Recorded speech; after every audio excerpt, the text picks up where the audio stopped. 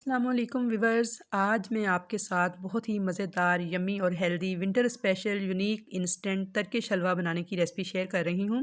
ये टर्किश हलवा है लेकिन मिडल ईस्ट में भी बहुत शौक से खाया जाता है और बहुत ही ज़्यादा हेल्दी है। तो चलिए हम बनाना स्टार्ट करते हैं, लेकिन उससे पहले अगर आप मेरे चैनल पर नए हैं तो चैनल को सब्सक्राइब कर लें। वीडियो अगर पसंद आए तो लाइक ज़रूर कीजिएगा। तो हलवा बनाने के लिए सबसे पहले मैंने एक पैन लिया है, इसमें मैं डालूँगी 1.5 कप सफ़ेद तिल। बिल्कुल लो फ्लेम पर चम्मच चलाते हुए इनको हम करेंगे ड्राई रोस्ट। तो बिल्कुल लो फ्लेम पे आपने इनको ड्राई रोस्ट करना है, फ्लेम को तेज़ नहीं करना और इसमें मुसलसल चम्मच चलाते जाना है ताकि तिल इवनली सब जगह से एक जैसे ड्राई रोस्ट हों। फ्लेम को तेज़ भी नहीं करना और इनको बहुत ज़्यादा ड्राई रोस्ट भी नहीं करना कि इनका कलर ही चेंज हो जाए। उससे क्या होगा कि हमारे जो तिल हैं उनके अंदर कड़वापन आ जाएगा, यानी हलवे का टेस्ट अच्छा नहीं बनेगा, तिल कड़वे हो जाएंगे। तो बस इसलिए इनको बिल्कुल लो फ्लेम पे आपने हल्का सा ड्राई रोस्ट करना है कि इसमें एक प्यारी सी खुशबू आने लग जाए। जब तक इसमें से प्यारी सी खुशबू नहीं आती तब तक हम इसे हल्का सा ड्राई रोस्ट कर लेंगे। ये स्पेशल विंटर डिश है, बहुत ही ज़्यादा हेल्दी और रिच है और तिल जो हैं इनके अंदर कैल्शियम बहुत ज़्यादा मिकदार में पाया जाता है, फाइबर भी। पट्ठों, हड्डियों और जोड़ों के दर्द में ये बेहद मुफीद होते हैं और औरतों के लिए स्पेशल एक टॉनिक की तरह काम करते हैं। उसके अलावा जो बच्चे बिस्तर पे पेशाब कर देते हैं या जिन्हें मसाने की कमज़ोरी होती है, उन बच्चों के लिए भी ये बेहद मुफीद होते हैं। तो लिहाजा ये सर्दियों में ज़रूर बनाकर खाना चाहिए और बच्चों को भी देना चाहिए। तो मुसलसल चम्मच चलाते हुए लो फ्लेम पे मैं इनको ड्राई रोस्ट कर लूँगी। तो यहाँ पे देखिए तिल हमारे जो से हैं वो ड्राई रोस्ट हो चुके हैं, बहुत ही प्यारी सी खुशबू आना स्टार्ट हो गई है। तो अब हम इनको एक प्लेट में निकाल लेते हैं। इनको ठंडा होने देंगे और अब मैंने चीनी ली है 3/4 कप। 1 कप से थोड़ी सी कम चीनी है, इसे हम मिक्सी के जार में डालेंगे और पीस के इसका एक बिल्कुल फ़ाइन सा पाउडर हमने तैयार करना है। तो ये देखिए चीनी को मैंने पीस के एक फ़ाइन सा पाउडर तैयार कर लिया है और इसको अब हम एक बारीक छलनी के साथ छान लेंगे। यानी हमें चीनी का बिल्कुल फ़ाइन पाउडर चाहिए। आप चाहें तो मिल्क शुगर भी यूज़ कर सकते हैं। तो यहाँ पे देखिए चीनी का मैंने पाउडर अच्छी तरह से छान लिया है, जो बच गया है इसे दोबारा से मैं पीस के तो इसके अंदर छान के ऐड कर दूँगी। अगर आपको मीठा ज़्यादा पसंद है तो आप चीनी थोड़ी ज़्यादा भी ऐड कर सकते हैं। अब इसके अंदर आधा कप मिल्क पाउडर यूज़ करूँगी, मैंने नीडो यूज़ किया है। अब कोई से भी ब्रांड का जो आपको अच्छा लगे मिल्क पाउडर यूज़ कर सकते हैं। ये देखिए आधा कप मिल्क पाउडर डाल के इन दोनों चीज़ों को अच्छी तरह से मैं मिक्स कर लूँगी।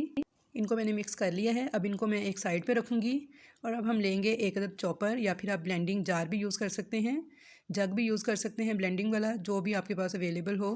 तो ये सफ़ेद तिल जो हमने रोस्ट करके रखे थे ठंडे हो चुके हैं, इनको हम इस चॉपर में डाल देंगे। अब साथ ही मैं इसमें आधा कप ऑलिव ऑयल डालूँगी। आप ऑलिव ऑयल ही यूज़ कीजिएगा और ऑलिव ऑयल दो तरह का मार्केट में मिलता है, एक होता है जो बालों में लगाते हैं आप लोग और एक होता है खाने वाला। तो ये खाने वाला ऑलिव ऑयल है, तकरीबन हाफ़ कप मैंने डाला है और ये मैं इसमें डाल दूँगी। अगर आपके पास ऑलिव ऑयल ना हो तो आप देसी घी मेल्ट करके भी यूज़ कर सकते हैं, लेकिन ऑलिव ऑयल से इसका टेस्ट बहुत ही अच्छा आएगा और परफेक्ट रेसिपी के लिए यही डाला जाता है। तो यहाँ पे देखिए आधा कप मैंने ऑलिव ऑयल इसमें मिक्स कर दिया है। अब मुझे इसे बहुत अच्छी तरह से चॉप करना है, यानी बारीक इसे ग्राइंड कर लेना है। आप चाहें तो ये काम ग्राइंडिंग जग में डाल के भी कर सकते हैं या फिर चॉपर में भी कर सकते हैं। तो यहाँ पे देखिए मैंने बहुत ही बारीक सा इसे चॉप करके एक पेस्ट रेडी कर लिया है। अब इस पेस्ट को हम उस बाउल में डाल देंगे जिसके अंदर हमने मिल्क पाउडर और शुगर का पाउडर बना के मिक्स करके रखा हुआ था। तो ये सारा पेस्ट हम इसके अंदर मिक्स कर देंगे।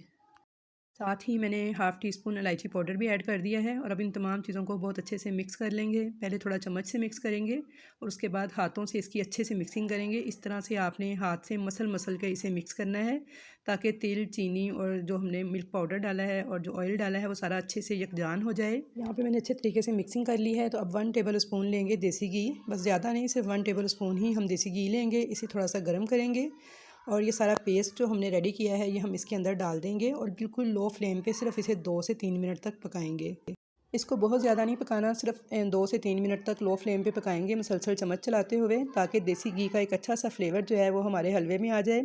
और इस स्टेज पर आप इसके अंदर पिस्ता, बादाम, नारियल, अखरोट वगैरह भी पीस के शामिल करना चाहें तो डाल सकते हैं, अगर आपके बच्चे पसंद करते हैं तो, वरना ऊपर से डेकोरेट कर दीजिएगा। तो यहाँ पे देखिए मैंने अच्छे से इसकी मिक्सिंग कर ली है, इसे 2 से 3 मिनट तक लो फ्लेम पे पकाते हुए। अब मैंने एक लंच बॉक्स लिया है, उसके अंदर थोड़े से पिस्ते, बादाम वगैरह जो हैं वो डाल दिए हैं और पहले मैंने इसे ग्रीसी कर लिया था। आपने कोई सा भी टिन यूज़ करना है तो उसको पहले ग्रीसी कर लेना है। अंदर आप पिस्ते, बादाम या जो भी खुश्क मेवाजात आपको पसंद हो आप डाल के ऊपर इस हलवे को इस तरह से सेट कर दीजिएगा स्पैचुला की मदद से। और अब इसको 1 से 2 घंटे तक इसी तरह छोड़ देंगे, चाहे तो फ्रिज में रख लें या फिर ऐसे ही काउंटर पे छोड़ दें, क्योंकि सर्दी का मौसम है तो बहुत जल्द ही ये जम जाएगा। तो 2 घंटे के बाद मैं इसे निकाल लूँगी। तो यहाँ पे देखिए बहुत अच्छे से हमारा जो हलवा है वो सेट हो चुका है।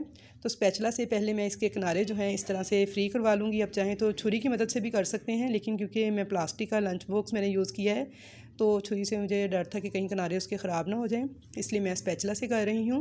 आप अगर लोहे का टिन यूज़ करें या स्टील का तो फिर आप उसे छुरी से भी कर सकते हैं। तो यहाँ पे देखिए इसके सारे किनारे जो हैं मैंने फ्री कर लिए हैं। तो अब इसको मैं किसी भी ट्रे के अंदर उलट के निकाल लूँगी और अब मैं इसकी कटिंग कर लूँगी।